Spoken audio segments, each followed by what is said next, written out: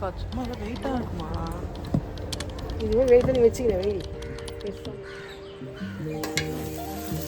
யாரு எனக்கு வேணாம்.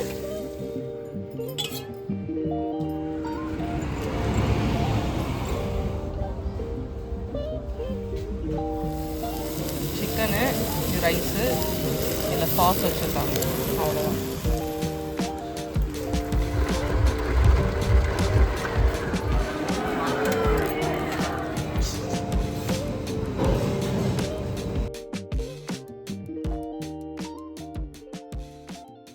வணக்கம், நான் தான் சௌமியா. இன்றைக்கி ஒரு ரெகுலரான விலாக் தான். இந்த விலாகில் கொஞ்சம் ஷாப்பிங், சின்னதாக ஒரு ரெசிபி, இது எல்லாமே உங்க கூட நான் ஷேர் பண்ணியிருக்கேன். ஸோ வீடியோ வந்து ஃபுல்லாக பாருங்கள். ஸோ இன்றைக்கும் சீக்கிரமாக எழுந்தாச்சு. ஏர்லி மார்னிங் வேக்கப் வந்து நம்மளோட மைண்ட் செட்டை பொறுத்து அது இருக்கும். ஸோ அதனால் உங்களோட மைண்ட் செட் தான் ரொம்ப முக்கியம். அண்ட் அன்றைக்கி காலையில் எழுந்து மதியம் லஞ்சுக்கான ப்ரிப்ரேஷன் காலையிலே ஸ்டார்ட் பண்ணியாச்சு. பாப்பாவுக்கு வந்து லஞ்ச் கொடுத்து அனுப்புறதுனால லன்ச்சு, பிரேக்ஃபாஸ்ட்டு, ஸோ எல்லாமே சைட் பை சைடு வேலை நடந்துகிட்டே இருந்தது. அண்ட் எக் பிரியாணி, அதுக்கப்புறம் பிரேக்ஃபாஸ்ட்டுக்கு இட்லி, அண்டு நான் காலையில் எடுத்துக்கிறதுக்கான ஃபுட்டும் தனியாக எடுத்து வச்சுருக்கேன். அண்ட் இந்த பால் என்ன அப்படின்னு கேட்டிருந்தீங்க. ஸோ இதுக்கான வீடியோ வந்து இதுக்கு ப்ரீவியஸாக இருக்குது. ஸோ நான் வேணால் ஃபஸ்ட்டு கமெண்ட்டில் பின் பண்ணி வைக்கிறேன், நீங்கள் செக் பண்ணி பாருங்கள்.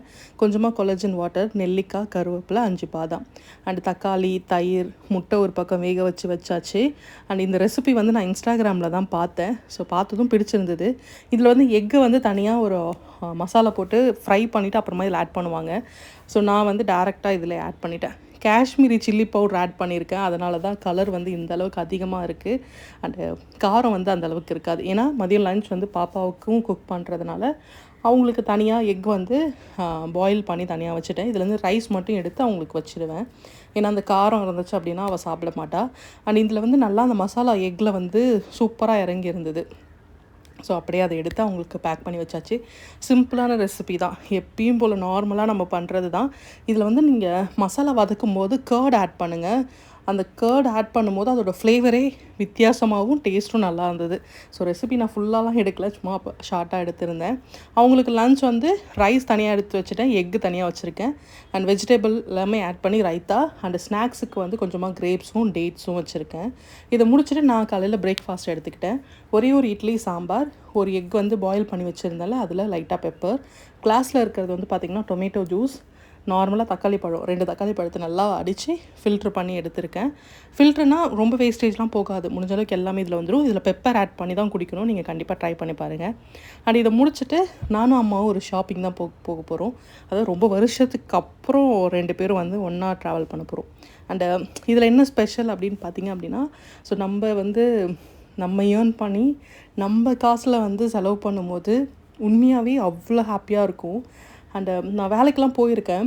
பட் ஆனால் அந்த ப்ரெஷர் வந்து ரொம்ப கஷ்டமாக இருந்துச்சு. எனக்கு ஒரு 1 இயர் வந்து ரொம்ப கஷ்டமாக இருந்தது. ஆனால் என்னதான் கஷ்டம் இருந்தாலும் ஸோ அது நம்ம காசு, நமக்கு என்ன வேணுமோ நம்ம வாங்கிக்கலாம், யாருக்கிட்டையும் கேட்க தேவையில்லை. அண்டு பெர்மிஷனோ இல்லை எனக்கு அது வேணும் அப்படின்னு கேட்கவும் தேவையில்லை. அது கொடுக்குறாங்க, அது அடுத்தபட்சம். எனக்கு ஒன்று பிடிச்சிருக்கு, அதை நான் வாங்கிக்கணும் அப்படின்றதும்.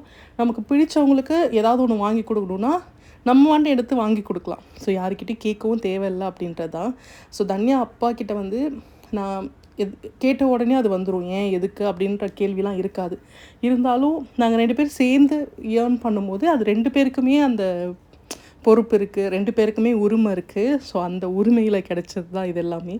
உண்மையாகவே கண்டிப்பாக ஒரு 10 ரூபாவாச்சு ஏர்ன் பண்ணணும். அது வீட்டில் இருந்தோ இல்லை வெளியே போயோ. அண்டு கண்டிப்பாக அது வேணும். அது நமக்கு உண்மையாகவே செம்ம கான்ஃபிடென்ஸ் கொடுக்கும் நம்ம கையில் ஒரு 10 ரூபாய் இருக்கிறப்ப. அண்டு இது ரொம்ப போகுதான்னு தெரியல, பட் ஆனால் எனக்கு ரொம்ப ஹாப்பியாக இருந்துச்சு. ஸோ நானும் எங்கள் அம்மாவும் நிறைய விஷயங்கள் பேசினோம். ஆனால் இவங்களை கூட்டிகிட்டு போகிறதுல என்ன ஒரு மைனஸ் அப்படின்னா, எல்லாத்துலேயுமே ப்ரைஸ் டேக் பார்ப்பாங்க இல்லையா. ஸோ அது வந்து பார்ப்பாங்க. ஸோ இது ஏன் வேணாம், இது இருக்குது வேண்டாம், இது வேண்டாம் அப்படின்ட்டு எடுக்கிற எல்லா பொருளுமே வேண்டாம் தான் சொல்லிகிட்டே இருந்தாங்க. ஸோ இன்னொன்று ஸ்மார்ட் பஸாரில் ஆஃபர் போட்டிருக்காங்க அப்படின்னு சொல்லியிருந்தாங்க. அதனால தான் நான் அம்மாவை கூட்டிகிட்டு போயிருந்தேன். ஸோ புது வீட்டுக்கு ஏதாவது திங்ஸ் வாங்கலாம் அப்படின்னு சொல்லிட்டு தான் நான் அவங்கள கூட்டிகிட்டு போயிருந்தேன். ஆனால் சில பர்டிகுலரான சில திங்ஸ்க்கு மட்டும்தான் ஆஃபர் இருந்துச்சு. மற்றபடி மற்ற எல்லா பொருளுமே ஆஸ் யூஷுவல் எப்பயும் போல் இருக்கிற ப்ரைஸ் தான் இருந்தது. நான் போயிட்டு அதுக்கப்புறம் நான் ஒன்று தேடிட்டு போனேன். பட் ஆனால் அங்கே எதுவுமே அந்த அளவுக்கு இல்லை. ஸோ அதனால் ஆஃபர் அப்படின்னா ஒன்றுக்கு 2 தடவை நீங்கள் வந்து யோசிச்சுட்டு அதுக்கப்புறம் போங்க. ஸோ அங்கே போனதுக்கப்புறம் எங்களுக்கு செம ஏமாற்றமாக இருந்தது. ஸோ அது மட்டும் பார்த்துக்கோங்க. அண்ட் இங்கே தான் நான் வந்து சோப்பு அதுக்கப்புறம் இந்த லிக்விட் எல்லாமே இங்கே வாங்குவேன். ஏன்னா இங்கே பெரிய பெரிய குவான்டிட்டியில் வாங்கிக்கலாம். அதாவது ஒரு 5 லிட்டர் 3 லிட்டர் அந்த மாதிரி வாங்கிக்கலாம். அது எல்லாமே நமக்கு கொஞ்சம் மணி சேவ் ஆகும். அண்டு சோப்பு ப்ரஷ்ஷு இந்த மாதிரிலாம் ஒரு 3 மந்த்ஸ்க்கு ஒன்ஸ் இங்கே வாங்கினோன்னா ஓகே தான். அண்ட் இங்கே இருக்கிற பொருள் எல்லாமே ஆஃபரில் தான் கொடுத்துருந்தாங்க. ஸோ 2 செட்டு 3 செட்டு, அதாவது ஒரு தவா, ஒரு தோசை தவா அண்ட் ஒரு பேனு அந்த மாதிரி நிறையா இருந்தது. லாஸ்ட் டைம் நான் புது வீடுக்கு வரும்போது இங்கே தான் நிறையா திங்ஸ்லாம் பர்ச்சேஸ் பண்ணியிருந்தேன். அதை நம்பி தான் நான் இந்த தடவை போயிருந்தேன். பட் ஆனால் அந்த அளவுக்கு உண்மையாகவே இல்லை. அண்டு ப்ரைஸுக்கு ஏற்ற குவாலிட்டி தான் இருந்துச்சு. அண்ட் அதே போல் இது ஸ்ட்ராங்காக இருக்குமா, இது என்ன மெட்டல், இந்த மாதிரிலாம் நிறைய டவுட்ஸ்லாம் இருந்தது. ஸோ அதனால் கொஞ்சம் பார்த்துட்டு அதுக்கப்புறம் எங்கள் அம்மாவும் வந்து இதெல்லாம் வேண்டாம் அப்படின்னு சொல்லிட்டாங்க. இந்த மாடலில் நான் வந்து ரெண்டு கடாய் வச்சுருக்கேன். ஆனால் என்கிட்ட இருந்து இதெல்லாமே பெருசு. ஸோ இதில் வந்து 3 கொடுத்துருந்தாங்க. கொஞ்சம் சின்ன சைஸாக இருந்த மாதிரி இருந்தது. ஸோ இது 3ம் பார்த்திங்கன்னா உங்களுக்கு 1700 1800 அந்த ரேஞ்ச் இருந்தது. பட் ஆனால் வெயிட்டாக இருக்கும் அண்ட் குவாலிட்டி நல்லாயிருக்கும். ஏன்னா இந்த மாடல் நான் வந்து வச்சுருந்தேன். ஸோ அதனால தான் சொல்கிறேன். பட் ஆனால் அவங்க வந்து இல்லை வேண்டாம் அப்படின்னு சொல்லிட்டாங்க. அப்புறம் அதுக்கப்புறமா இந்த பிளேட்லாம் பார்த்துட்டு இருந்தாங்க. ஸோ இவங்க வந்து வீட்டுக்கு பர்ச்சேஸ் பண்ண சொல்லியிருந்தா என்னோடய தம்பியோட கல்யாணத்துக்கு என்ன வந்து போடலாம், ஸோ நலங்குக்கு என்ன கொடுக்கலாம், ஸோ அந்த மாதிரி தான் தேடிட்டு இருந்தாங்க. ஒரு பொருளையும் பார்க்கும்போது இதை வந்து கொடுக்கலாமா, இதை வந்து கொடுக்கலாமா அப்படின்னு கேட்டே இருந்தாங்க. அதுக்கப்புறம் நான் சொன்னேன், இப்போதைக்கு வீட்டுக்கு மட்டும் வாங்குமா, அதுக்கப்புறம் பார்த்துக்கலாம் அப்படின்ட்டு. இந்த ஸ்மார்ட் பஸாரில் என்னோடய ஃபேவரட்டான செக்ஷன் இந்த செக்ஷன் தான். அண்டு நிறையா அந்த ceramic cup, class items, so அது எல்லாமே இங்கே இருக்கும். அண்டு 99, 199, 299 அந்த மாதிரி இருக்கும்னு வச்சுக்கோங்களேன். ஸோ அது வந்து ரொம்பவே தேவைன்னா கண்டிப்பாக வாங்கிக்கலாம். அதை தவிர நான் அன்றைக்கி வந்து நான் எதுவுமே வாங்கலை. ஏன்னா ஆல்ரெடி நிறைய செராமிக் கப்ஸ் இருக்குது. ஸோ வீட்டுக்கு போனதுக்கப்புறம் எதுவாக இருந்தாலும் பார்த்துக்கலாம், இப்போதைக்கு எதுவுமே வேண்டாம் அப்படின்னு சொல்லிவிட்டு அங்கே இருந்ததை மட்டும் எடுத்து பார்த்துட்டு இருந்தேன். ஸோ நல்லா இருந்துச்சு. அந்த ஒரு நாளைக்கு ஒரு கப்பில் அந்த சுடு தண்ணி நார்மலாக குடிக்கிறதுக்கே அது ஒரு மாதிரி நல்லா இருக்கும்னு வச்சுக்கோங்களேன். ஸோ அந்த மாதிரி ஒரு பைத்தியம். அண்ட் அதை முடிச்சுட்டு அதுக்கப்புறம் மற்ற திங்ஸ் எல்லாமே பார்த்துட்டு இருந்தோம். ஆக்சுவலாக வந்து மசாலாஸ் அந்த மாதிரிலாம் எதுவுமே இங்கே மோஸ்ட் ஆஃப் எடுக்க மாட்டேன். சோப் அந்த ஐட்டம்ஸ் மட்டும் எடுப்பேன். அதுக்கப்புறம் இங்கே என்ன ஆஃபர்லாம் கொடுத்துருந்தாங்க. நாங்கள் ஆக்சுவலாக வந்து கேஸ் ஸ்டவ், மிக்ஸி அந்த மாதிரி வாங்கலான்னு வந்திருந்தேன். ஏன்னா 2 இயர்ஸ் பேக் நான் இங்கே வாங்கியிருந்தேன். ஆகஸ்ட் மந்த் ஆஃபரில் வாங்கியிருந்தேன். அப்போ வந்து வாங்கினது எல்லாமே இது வரைக்கும் ஸ்டில் என்கிட்ட எல்லாமே சூப்பராக இருக்குது. நான் யூஸ் பண்ணுற அந்த கிளாஸ் வச்சுருக்க கேஸ் ஸ்டவ் அது எல்லாமே. பட் இந்த தடவை நான் ஆஃபர் அந்த அளவுக்கு இல்லை. அண்ட் இதெல்லாம் முடிச்சுட்டு வேறு எங்கே போகலாம் அப்படின்னு கேட்டப்போ சரி ஏதாச்சும் சாப்பிடலாம் அப்படின்னு சொல்லியிருந்தாங்க.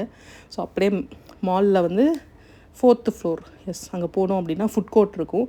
ஸோ அங்கே போயிட்டு அவங்களுக்கு ஏதாச்சும் வாங்கி கொடுக்கலாம்னு சொல்லிவிட்டு அங்கே கொஞ்சம் நேரம் சாப்பிட்டுட்டே அந்த நிறைய நம்ம பேசுவோம் இல்லையா. ஸோ அந்த மாதிரி அந்த கான்வர்சேஷன் நல்லா இருந்துச்சு எனக்கு உண்மையாகவே. ஸோ மாதத்துக்கு ஒரு தடவை இந்த மாதிரி போகணும் அப்படின்னு எனக்கு தோணுச்சு.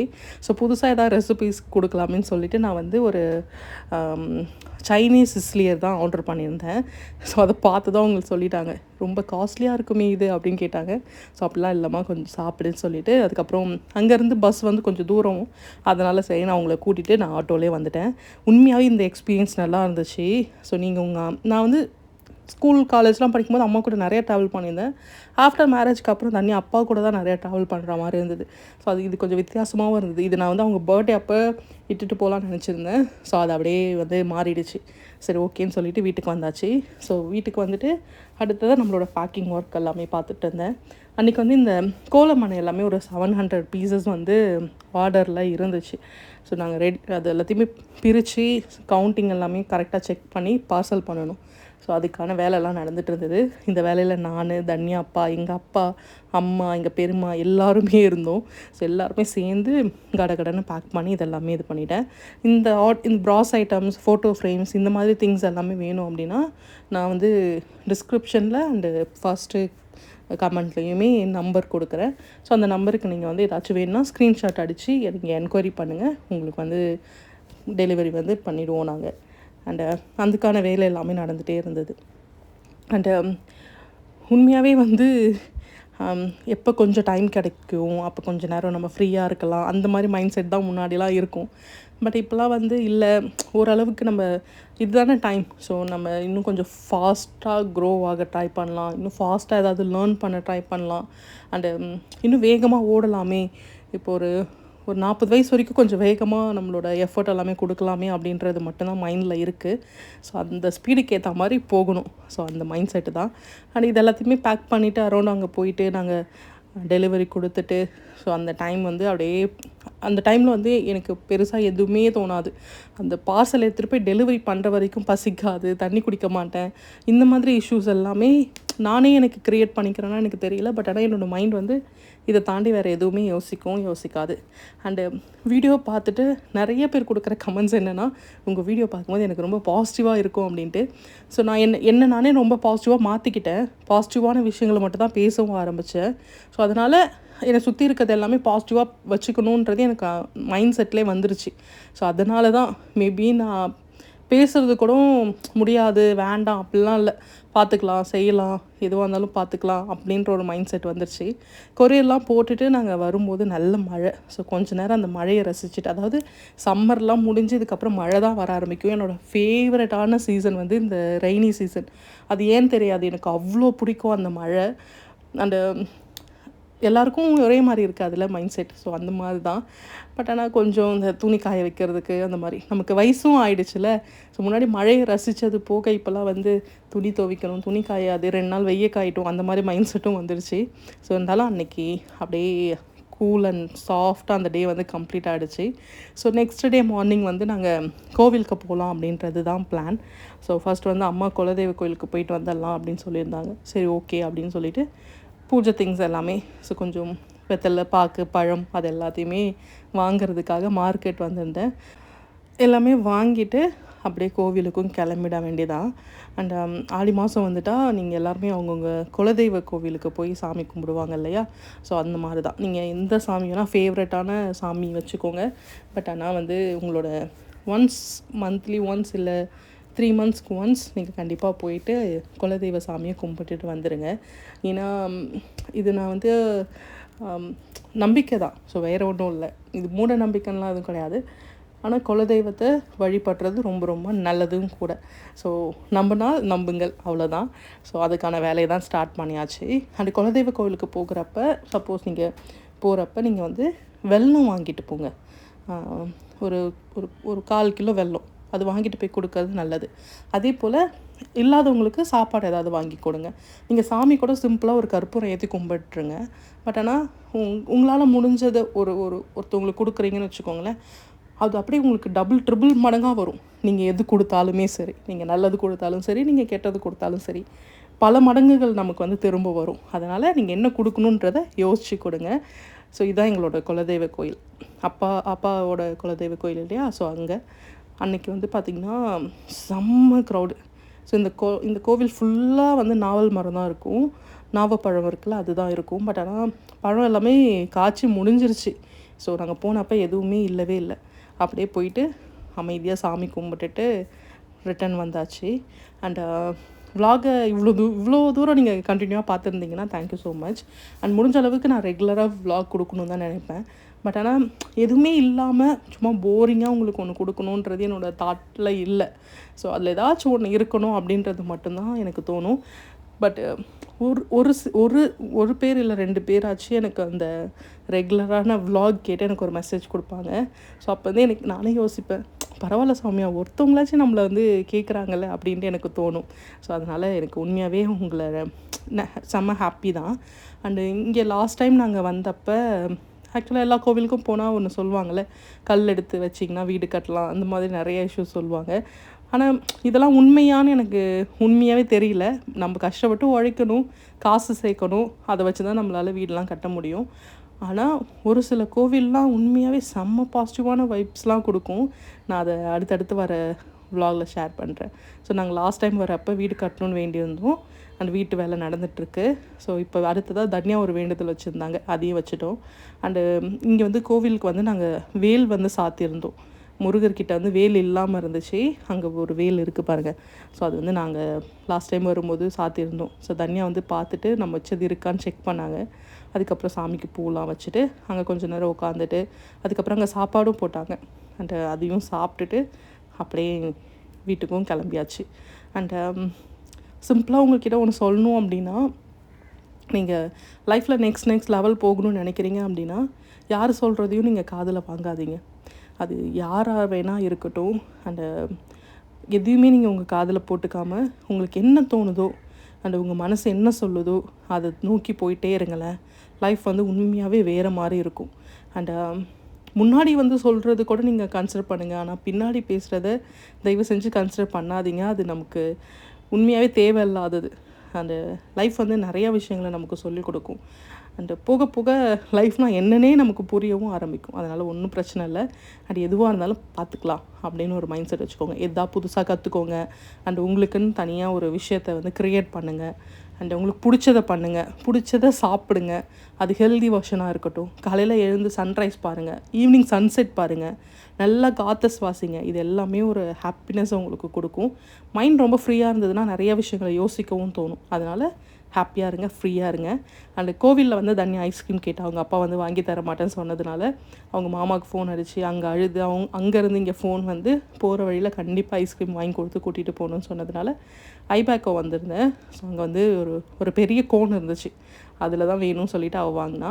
ஸோ எனக்கும் கொஞ்சம் பார்த்தோன்னே ஆசையாக இருந்தது. நானும் ஒரு 2 ஃப்ளேவர் வந்து நாங்கள் 2 பேர் சேர்ந்து வாங்கினோம். ஸோ அதையும் சாப்பிட்டுட்டு அண்ட் ஜாலியாக வீட்டுக்கும் போயாச்சு. இந்த விலாகை இதோடு நான் முடிச்சுக்கிறேன். ஸோ நெக்ஸ்ட் வர விலாகில் இன்ட்ரெஸ்டிங்காக இல்லை புது ரெசிபிஸ் ஏதாச்சும் வர மாதிரி கண்டிப்பாக ட்ரை பண்ணுறேன். அண்ட் என்னோடய ஹெல்தி லைஃப் ஸ்டைல் விலாகும் இதோட உங்கள் கூட ட்ராவல் ஆகும். அண்டு அதையுமே பார்க்கணும் அப்படின்னா கண்டிப்பாக சேனலை சப்ஸ்கிரைப் பண்ணி வச்சுக்கோங்க. அப்போ தான் நான் அடுத்தடுத்து வர வீடியோ உங்களால் ஈஸியாக பார்க்க முடியும். அண்ட் முழுசாக பார்த்ததுக்கு thank you so much and bye.